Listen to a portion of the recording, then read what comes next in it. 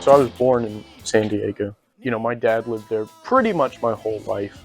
I moved here with my mom before I can like remember. My mom didn't play like a lot of music. We just kind of played like, you know, Q102 and just like hit songs. When I was with my dad, it was always like Dick Dale, the Beach Boys, the Ventures, lots of surf rock.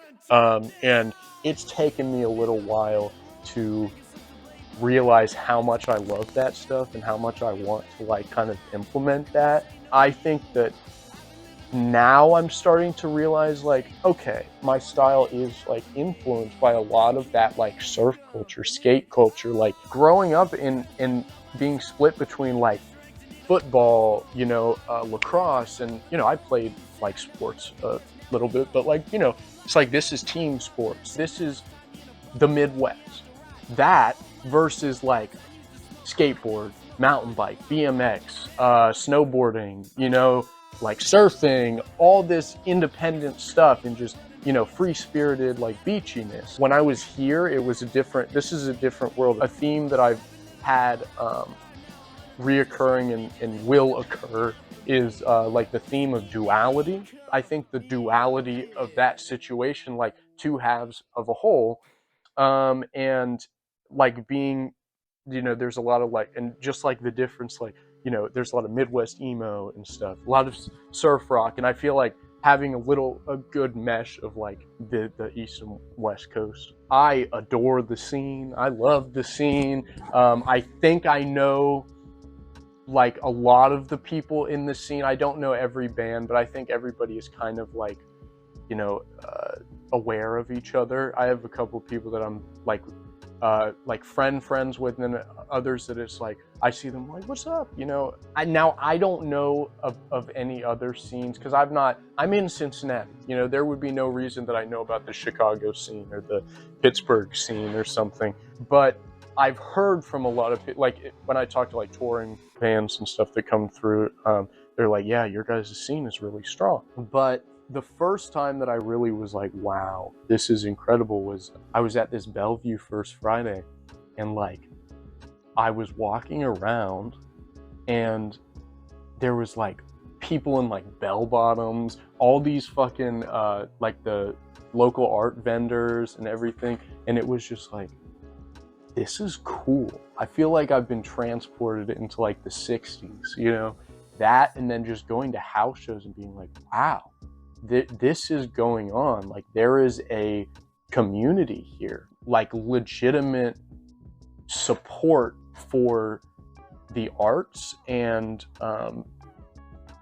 creative people. With the pandemic and everything, I think a lot of venues took a hit, and especially like two or so years ago when I got into this is like right when COVID was like calming down, and it was like that was kind of the only like entertainment that, you know, so people are kind of yearning for that, just this community where people can feel comfortable expressing themselves, and that is not something to be taken lightly. It's just a big like mutual support, you know, like everybody's in the same position, everybody's trying to get a show, everybody, you know, wants people to like their stuff, and they want to put on like a good performance, and it's just like this big melting pot of like good energy and you know, artistic support. Tiring to find new ideas? No.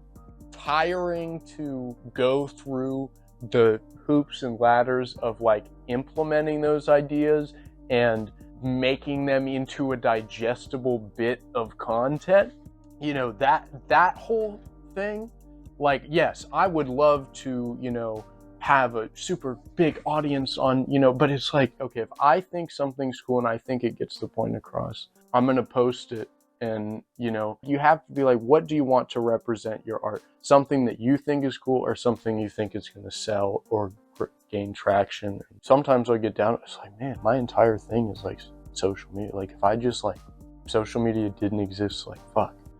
But also I can like walk around Clifton and like see people and it's like, oh yeah, your song was cool. It's like, awesome, thank you. And you know, I might know them or whatever, but it's like, you know what, this is a tangible thing. This isn't just like an internet thing. But you know, you do have to focus on the social media, and yeah, it does get tiring. Like having to worry about making my own content and everything. But, you know, when you have good friends and like my buddy Dell and, you know, Cooper Wood, people like that, when you have like the motivation is never challenged. It's usually just like well, you know, we're going to get, you know, 20 likes, but we had fun making it. That is a good question because it varies like a lot. And the more that I've been making music and the more that I've been able to focus on making music, the process has like been expedited a little bit, just because like I'm learning, you know, how to work. On the Run and Insomniac Stream, my older stuff, that was mixed by a good friend of mine. His name is Michael Smith. He did a fantastic job. Those songs would not be what they are without his, you know, expertise. When my budget is not big and he has a busy schedule and lots of other people, you know, to work with, we both have to kind of like express our creative visions. It's like there's a lot of, it takes a lot more time. And there's a little less experimentation because there's one more person that it has to go through, you know. It adds to how long the process takes. But recently, because I've kind of enlarged my knowledge of recording and mixing, and just that I've kind of found my style, especially like vocal style and everything, at least for now, this process is a lot faster, and it can be anywhere from like, if I have an idea, I can write it, and then if I'm in a place where I can record it, I can record it, and oh wow, that's crazy, this song sounds release ready, and I just, you know, wrote it 5 hours ago, you know. But also when there's stuff like Trust in Me, where it's like I have the concept of the song, I have the instrumentation that I want, but it's like it's just not melding right. Or, you know, this vocal, this lyric is really bugging me. It might take, you know, 6 months for me to run into somebody, have a conversation with them say something, you know, that has absolutely nothing to do with music or anything, but it triggers something in my head that it's like, oh, what if I change this lyric to this? And the next thing you know, it fixes the whole problem. There's a lot of different factors, and it varies, but, you know, personally, song 6 to 8 business weeks, you know, no. Tell me what it's like. I really wanna know. Somebody said you took a trip down there. So I was there at the studio, and I stumbled upon this Roland TR 505. It's literally just drum samples from the 80s. Turned it on, and it was set at 111 BPM, and it was just boom, boom, boom, boom, which is the drum beat of the song. And from there, I just kind of started messing around. I came up with the bass line first, which, ooh, that bass line. So I've been listening to this song like over and over. I Want to Be Adored by the Stone Roses. The bass line on that, I really kind of stopped, like I put the song away and I forgot about it. I got like a decent amount done, but I kind of just stopped working on it. But it was always kind of like in the back of my mind somewhere. You know, I showed it to friends, they thought, that's cool, you should work on that. I went to school, I went to recording school, and while I was there, I was like, you know what, I have time, I had the studio open, so I pulled that song up, and I started kind of opening up the can of worms that it was. The music came first. Normally I write differently. Like I write lyrics first and music second. This one kind of, the lyrics came secondary, but I don't necessarily think that devalues the lyrics. You know, it's still, you know, I'd like to do a lot of things kind of like abstract and like poetic-ish. So that's where the entity thing came from. There are multiple different perspectives that can be had on it, but the one that I kind of capitalized off of with the promotional campaign, a conversation maybe between, you know, a higher power like that Uncle Sam figure and like a low-level soldier. Tell me what it's like. I really want to know. Somebody said you took a trip down there. Nobody ever wants to go, like being like sent off to war, you know, and coming back. You know, nobody wants to go, but, you know, I heard your heart turned cold. It may be some sort of liaison between, you know, speaking with the enemy. You know, maybe it's a spy or somebody, and, you know, you're being tortured. I want to know what was told. But also it could be in like a relationship or something. Somebody went off and did something, and maybe it's like a fight. I don't know. It was these mysterious entities that can be, you know, multiple different characters. The end, I think I said that it's the entities merge together into one.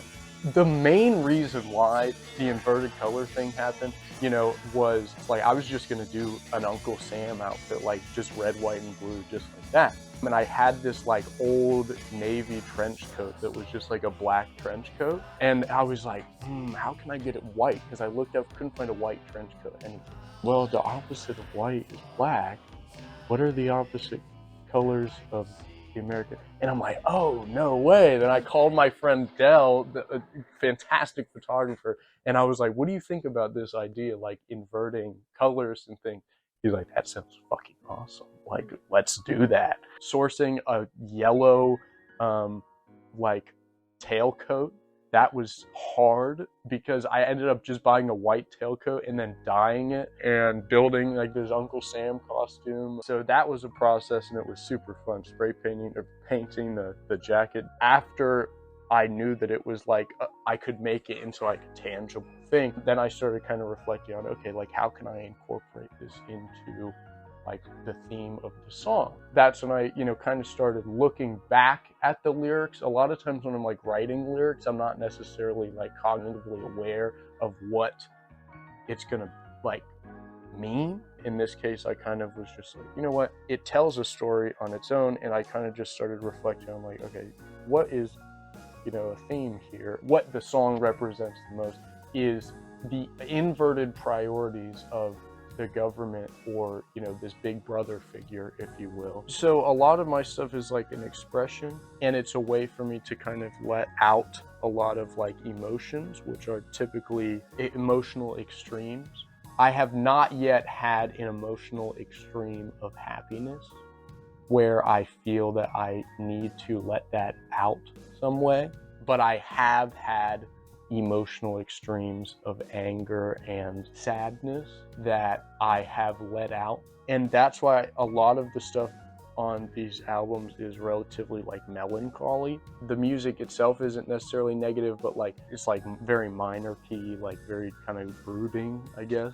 Be comfortable with your emotions, you know, be okay with these emotional highs and lows, this duality of emotions. This has nothing to do with listening to my music, but what I want you to take away from from listening to my music is that find ways to let your, you know, inner turmoil escape productively, and find healthy coping mechanisms so that you can remain joyful and happy and, you know, enjoy your life to the best of its ability. It's been a tough little bit of time, like especially with how long the album took, and just like, man, you know, I put something out and like numbers might not be what, you know, I don't really care about numbers, but also it is like validating to like, oh wow, people kind of like this, you know. Recently, I was in a bit of a slump, and my motivation was like, okay, I have this content. It would be a waste if I didn't go all out and do it. I'm motivated by like, I have this idea that I think is really cool, and I want to bring it to fruition. I've found myself, you know, meeting lots of incredible people, incredible artists like Dell and Cooper, and visual artists who are able to assist in accompanying this music with a good visual element, which nowadays is more important than, you know, anything. I think that being around other creative people gives you that motivation. Don't let numbers bother you. If people like it and it's meant to be, it'll happen. So my debut album was recorded when I was enrolled in college. I had a bunch of songs that I'd just written either over the pandemic or that, you know, I had been actively writing, and I was really like, man, I would like to make music. And I looked up, you know, recording studios while I was sitting in class, and I didn't want to be there. And it just so happened that there was a recording studio right down the street from where I was going to school. Steve Folieros, who's been my mentor and who I interned for at his studio. We talked, and I said, I want to record the album. He quoted me. I was like, I can't afford that. So I said, okay, I'm going to record one song. I didn't realize the music making process. I didn't realize that, okay, after you record the song, it's not done. I only budgeted to record, but he was like, yeah, we can't finish the song, if you don't have the budget for it right now, you can come back. He's like, I'll send you the files. So sent me the files, and I went home and I started saving every penny that I could save, and I went back to the studio with my friends, the band that I play with now, Heat Seeker. I booked the studio for a week straight. I just wanted to get it recorded. I got the tracks back, so I sent it out to a bunch of people, couldn't find them, and I was just sitting on these tracks. This is before I had any recording knowledge or mixing knowledge or anything. Because it was a whole album and there was a lot of shit that was messed up, it took a long time. But finally, in November, I got that album back. It needs to be, mastered, and I'm actually doing a vinyl release with a guy named Miles Davidson at 3rd Street Music up in Hamilton. Between when I recorded it and now, it's been probably 2.5, maybe 3 years, something. So I learned a lot, because it has been almost the entirety of my music career since I recorded that, and now, today, as we sit here, that album is my debut album, but I'm going to release my debut album on the same day that I release my second album. So there's going to be 2 albums.